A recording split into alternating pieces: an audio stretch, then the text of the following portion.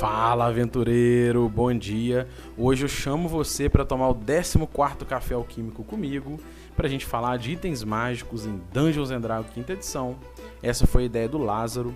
O Lázaro fez duas sugestões. A primeira delas é como a gente aborda, como é que eu abordo itens mágicos, né? Ele fala que não gosta de itens mais X, eu também não. E que ele gosta de pensar na ideia de que os itens são artefatos daquele cenário. E eles têm muito mais utilidade do que dano. Eu vou falar um pouquinho do que eu gosto de fazer, do que eu costumo fazer, pra gente trocar esse XP. Não vai dar pra abordar tudo que eu tenho pra falar de item mágico. Talvez eu faça outros vídeos. Hoje eu vou só começar esse assunto, que eu acho muito bacana também. E a ideia é, dentro do livro do mestre, a gente tem lá na página 135, dentro dos tesouros, o tópico de item mágico. E ele separa, né, os itens mágicos, ele vem separados como itens comuns, incomuns, raros, muito raros e tal. Eu gosto de pensar que isso é muito mais um guia, porque o que vai dar esse tom de raridade ele é muito mais o cenário. Então, se você está trabalhando num cenário como Eberron, é muito diferente de você trabalhar num cenário como a Terra-média, cenário próprio, cenário parecido com algum outro. Eles vão trabalhar itens mágicos de formas bem diferentes. Enquanto um item mágico e a magia, de uma forma geral, ela é bem mundana, você pode ter itens recarregáveis, cargas e coisas do tipo. Já num cenário mais pegado da Terra-média, os itens se aproximam da proposta do Lázaro. Eles são, eles são quase artefatos com importantes utilidades no cenário, como a espada do Hobbit, que fica azul, esse tipo de quando aparece Orc, Goblin, né? Então é mais do que um item de bônus de dano. E eu acho a proposta bacana. Então, lembrar que, que a construção do cenário é sua, do mestre do jogo, dos jogadores com os backgrounds. Então, mesmo que você vá jogar num cenário próprio, tipo Forgotten Realms, você pode dar o tom da campanha e da proposta dentro do que você pretende, né, do que você acha melhor. Então, só para pegar os extremos, você pode trabalhar num cenário com pegada bem mundana, ou num cenário onde a magia está para todo lado, e isso vai ser reconhecido dentro do nosso tópico na forma como trata os itens mágicos, né? Beleza, eu trouxe aqui uma tabelinha que está no livro do mestre, que é mais um guia, tá? Essa tabela, existem hoje tabelas mais modernas, mas eu trouxe aqui só para ficar didático. No livro do mestre tem lá uma tabelinha que dá pra gente um norte de como é esperado o contato com itens mágicos, jogadores contato com esses equipamentos, né? Num cenário low magic, um cenário bem mais mundano, isso é previsto só a partir do 11º nível, e num cenário de alta magia a partir do 5º.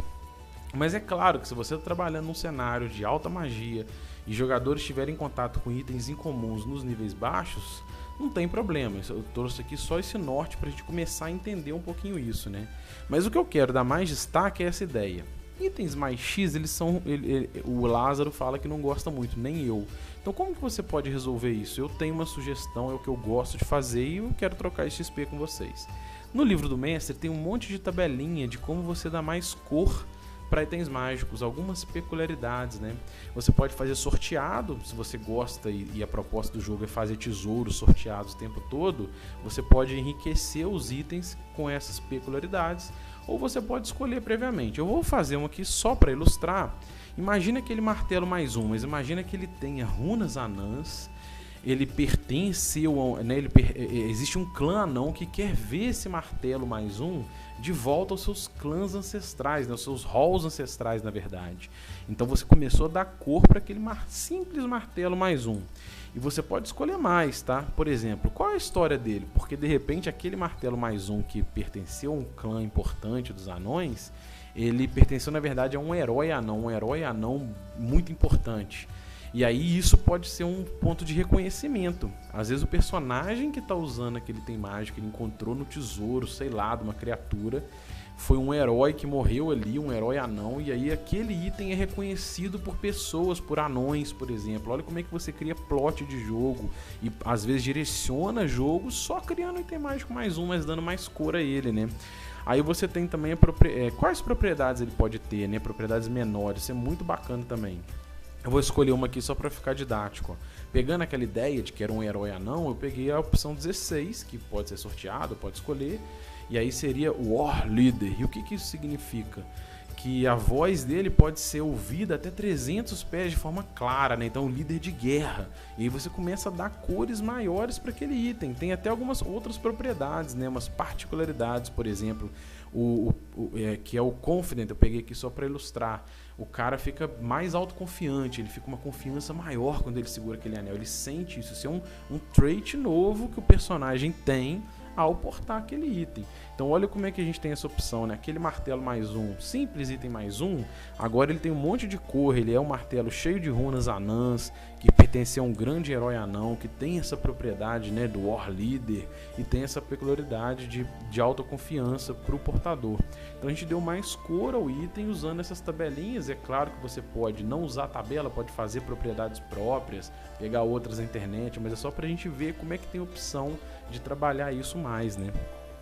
E eu gosto de fazer essa observação que o item, o grupo de jogadores, os personagens deles terem ou não um item mais um, isso muda muito a pegada do jogo. Porque você tem criaturas como a Sombra que tem resistência a dano mágico. Ela tem resistência a um monte de coisa, mas uma das opções lá, ó, se os danos, aqueles tipos de dano de armas não mágicas, ela também é resistente. E ele tem challenge rate meio, hein? Mas você tem o Vampiro também, que tem também uma arma mágica, fura sua resistência também. E os níveis de desafio são muito extremos, você tem meio e 13. Então, às vezes, você pode ter o grupo ao ter um item mais um, e se todos tiverem, os combatentes de armas tiverem, essas criaturas todas, essas resistências todas, elas vão ser... não vão existir, né? Não vai existir resistência contra o item mais um. O que torna um item mais um... Ter um item mais um é mais importante do que de ter mais um para mais dois, isso que eu quero dizer. O personagem não ter o item ou ter mais um, tem um monte de criatura que ele passa a furar com esse item. Então o item é também uma utilidade para a campanha, mas eu só tô trazendo esse tom, isso é papo para outro café, né? Eu só tô trazendo aqui para a gente pensar nisso também, né? Pulverizar o grupo de itens, ele vai indiretamente mexer nesse tom das criaturas, mas você pode mexer também nas criaturas, pode pensar melhor em como fazer isso. Tem umas ideias muito boas, ao invés de deixar o item ser fixo mais um, ele ter cargas, você usa a carga, ele ganha aquela magia temporária e você controla melhor isso. Isso a gente vai discutir depois, eu só trouxe aqui para alertar esse ponto. E aí eu vou dar um exemplo que eu fiz numa última campanha que eu mestrei grande, né? A gente encerrou já tem um tempo, mas eu achei muito bacana.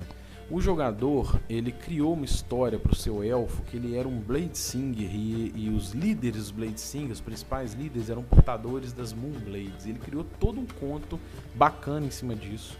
Então eu queria colocar a Moonblade no jogo, mas a Moonblade é um item lendário. Então eu pensei, como que eu vou colocar essa Moonblade em contato já na história do grupo, em níveis baixos, sem distorcer muito o jogo, né? Então o que eu fiz? No começo, ela é uma Longsword mais um. Ela é um item mais um, simples. E ele teve contato, um desses elfos antigos, que era o líder dos Bladesinger, que a ordem dele caiu, ele encontrou um desses líderes importantes na forma de um morto-vivo, portando a Moonblade corrompida. E quando ele conseguiu fazer os rituais para descorromper a espada, né, ele venceu esse elfo e passou a usar a espada, ela tem uma série de propriedades, e ele no nível 5 ele tinha uma propriedade que ela era uma arma do tipo finesse, e ele encontrou ela no nível 5. Então ela era uma Longsword mais um, que você podia usar destreza para acerto e dano. Ponto. E aí ele foi evoluindo. Como é que eu fiz? Então ela era um item muito poderoso, mas que as runas dela, as propriedades delas evoluíam junto com o personagem. Conforme ele ia ficando mais poderoso, ganhando mais XP, ele ia entendendo e compreendendo melhor as propriedades do item. E aí, a partir, eu não coloquei aqui, mas por exemplo, quando ele atingiu o nível 7, ela se revelou um item inteligente, começou a conversar com ele. Aí quando ele atingiu o nível 10, ela tem outras propriedades, né? Ela tem uma propriedade menor que saiu, não foi sorteada, eu escolhi, que foi a opção de guarda, então ele ganhou mais 2 na iniciativa. Eu nem pus aqui, mas no nível 10 ela também virou uma espada mais 2. Aí lá no nível 15, que já estava no arco final de jogo, né? A gente ia jogar já o final do jogo, e aí eu liberei a propriedade Vorpal, que é uma das propriedades possíveis da Moonblade. Então ele passou a ter uma Longsword mais 2, que falava com ele, então isso interagia algumas vezes em desafio de perícias, nas habilidades de história que ela podia conhecer. era um item mágico, tinha propriedade finesse, mas isso foi evoluindo ao longo do jogo, não distorceu lá no começo e funcionou bem. O jogador gostou muito da evolução desse item e eu gostei muito porque eu também achei que a cor do jogo dele, do background dele, ganhou muita força por conta desse item. Então são formas bacanas que você pode trabalhar o tom desses itens, né? Mas o que eu queria falar hoje é isso. Eu tenho muito mais coisa pra gente discutir de item mágico. Gostaria que vocês deixassem um comentário aqui nas descrições para dar mais tom, pra gente ganhar mais opções de debater e trocar essa ideia. Eu quero ainda falar sobre tesouros em geral e outros itens mágicos. Eu falei aqui só sobre itens de combate propriamente ditos, né? Mas tem muita coisa pra gente discutir. A gente discute em breve. Um abraço.